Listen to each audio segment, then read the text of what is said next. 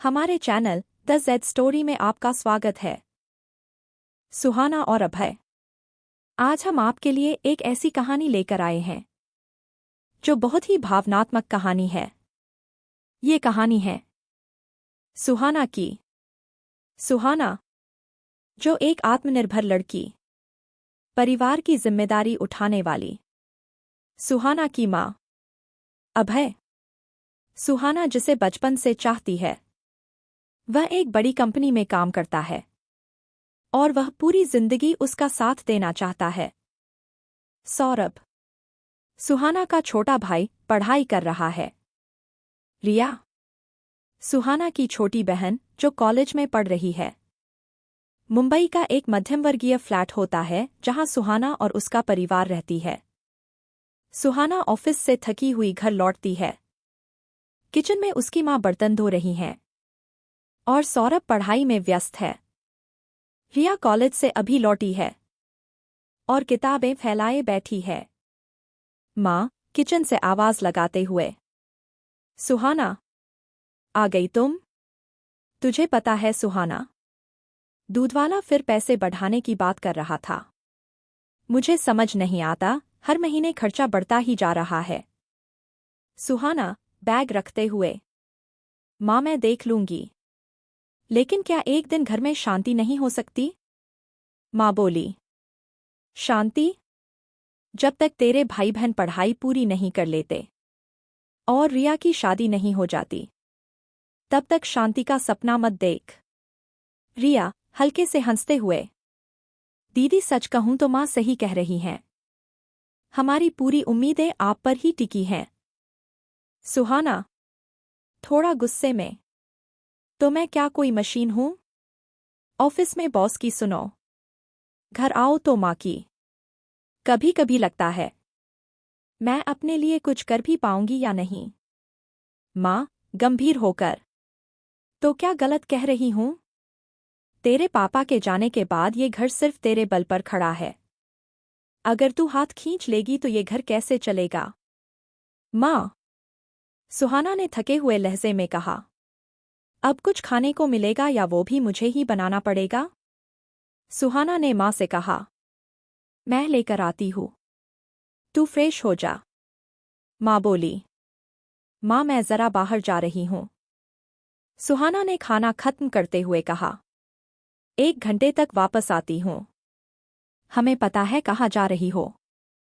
रिया बोली, पता है तो बोल क्यों रही हो?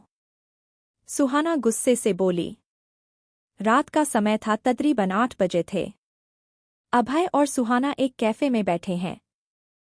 अभय हमेशा सुहाना के काम और त्याग की सराहना करता है।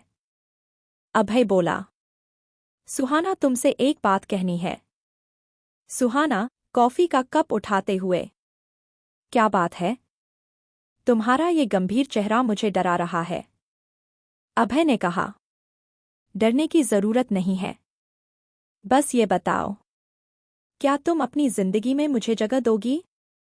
सुहाना थोड़ा चौंक कर बोली, अभय, तुम जानती हो मैं तुमसे प्यार करती हूं। लेकिन, अभय ने कहा, फिर लेकिन क्या? क्या हमें हमारी जिंदगी बनाने का हक नहीं है? सुहाना संजीदगी से बोली, हक है, लेकिन जिम्मेदारियां उससे बड़ी हैं। रिया की पढ़ाई, सौरभ का करियर, मां की हर दिन की उम्मीदें। मैं उन्हें पीछे छोड़कर तुम्हारे साथ कैसे चल सकती हूं? अब अभय गुस्से में बोला, क्या तुम हमेशा ऐसे ही अपनी जिंदगी को दूसरों के लिए कुर्बान करती रहोगी? कभी अपने लिए भी तो सोचना सीखो। सुहाना आंखें झुकाते हुए बोली, अभय मैं ये नहीं कर सकती, कम से कम अभी तो नहीं। मुझे वक्त चाहिए अभय। सुहाना की आंखें भर आई, अरे अरे, अब तुम रोना शुरू मत कर देना। मेरा इरादा तुम्हें हर्ट करना बिल्कुल नहीं था। चलो कॉफी खत्म करो, मैं तुम्हें घर छोड़ देता हूं। अभय ने मुस्कुराते हुए कहा। तो सुहाना भी रिलैक्स हो गई और दोनों घर की तरफ चल पड़े। अगले दिन सुबह सुहाना ऑफिस जाने की तैयारी कर रही है। मां उसके पास आती हैं। माँ कहती है, सुहाना, रिया के कॉलेज की फीस भरने का आखिरी दिन है। मुझे नहीं पता पैसे कहाँ से आएंगे। सुहाना झुंझलाते हुए, माँ, मैंने पिछले महीने ही बोनस लिया था, वो कहाँ गया? घर के खर्चे में चला गया। माँ ने बताया, तेरा भाई नई कोचिंग क्लास ज्वाइन कर रहा है, उसका एडवांस देना था। सुहाना गहरी सांस लेते हुए, ठीक है, मैं कुछ मैनेज करती हूँ। लेकिन माँ, मैं इंसान हूँ, मेरे भी कुछ सपने हैं। तेरे सपने बाद में देखेंगे, अभी तो घर को संभालने का वक्त है, माँ ने कहा। सुहाना अंदर ही अंदर तड़प कर रह गई और सोचने लगी, क्या मेरी जिंदगी जिम्मेदारियां पूरी करने में ही खत्म हो जाएगी? पूरा दिन वह इन्हीं उलझनों में उलझी रही। ऑफिस से वापस आकर सीधा कमरे में चली गई। किसी से को बात नहीं की, ये कोई नया नहीं था। उसके साथ अक्सर ऐसा ही होता था। रात का समय था, तकरीबन 11 बजे थे। सुहाना अपनी बालकनी में बैठी जाने कहाँ खोई हुई थी। ठंडी हवा उसके शरीर में सिरन सी पैदा कर रही थी। आज उसे अपने अंदर दूर तक खालीपन सा महसूस हो रहा था। ऐसा लग रहा था जैसे हाथ से कुछ छूट रहा हो। उसने अपनी आंखें बंद की तो गालों पर आंसू गिरने लगे। अचानक से आंख खोली तो देखा अभय की कॉल आ रही थी। अभय का नाम देखकर उसके चेहरे पर मुस्कान आ गई। सुहाना ने फोन उठाया। कैसे हो अभय? मैं ठीक हूँ। तू कैसी हो? मैं भी ठीक हूँ, सुहाना ने कहा। तुम्हें पता है, मुझे एक बड़ी कंपनी से ऑफर मिला है, अभय ने खुश होकर बताया। वे चाहते हैं कि मैं यूएस में काम करने जाऊं। सुहाना मुस्कुराते हुए, मैं तुम्हारे लिए खुश हूं। अभय ने हैरान होकर पूछा, तुम्हारे लिए खुश हूं का क्या मतलब है? क्या तुम मेरे साथ नहीं चलोगी? सुहाना बोली, तुम जानते हो मैं नहीं जा सकती। क्यों? अभय ने परेशान होकर कहा। क्योंकि तुमने अपने ऊपर जिम्मेदारियों का पहाड़ बना लिया है। तुम कब तक इन जिम्मेदारियों को पूरा करती रहोगी? अपने बारे में सोचो सुहाना। मेरे बारे में सोचो। अब अभय टूट रहा था। सुहाना, अगर तुम चाहो तो ये सब मुमकिन है। रिया और सौरभ खुद भी अपने पैरों पर खड़े हो सकते हैं। सुहाना ने रोते हुए अभय से कहा, मुझे माफ करना अभय, लेकिन मैं ये रिश्ता आगे नहीं बढ़ा सकती। ये कहकर वह रोने लगी। तो तुमने तय कर लिया? अभय ने उससे कहा। सारे सपने, सब कुछ खत्म? सुहाना भर्राई आवाज में अभय से कहती है। ये प्यार का अंत नहीं है अभय। प्यार में शादी का होना जरूरी तो नहीं। हम दूर रहकर भी इसी तरह एक दूसरे से प्यार कर सकते हैं। अगर तुम चाहो तो आगे बढ़ सकते हो, शादी कर सकते हो। सुहाना अब बिल्कुल टूट चुकी थी। हेलो हेलो अभय, तुम सुन रहे हो ना? फोन कट जाता है। एक गहरी खामोशी सुहाना के अंदर तक उतर जाती है। सुहाना चुपचाप आसमान की तरफ देखती रहती है। उसकी आंखों से आंसू लगातार बहते रहते हैं। वक्त गुजरता जाता है, कुछ साल बीत चुके होते हैं। सुहाना अब पहले से ज्यादा संजीदा और खामोशी रहने लगी थी।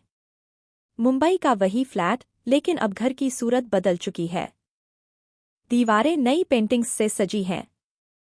फर्नीचर बदला हुआ है और कीमती सामान महंगे पर्दे। सौरभ अब एक बड़े बैंक में नौकरी कर रहा है और अपनी पत्नी के साथ अलग रहता है। रिया की शादी धूमधाम से हुई और वह अपने पति के साथ दिल्ली में रहती है।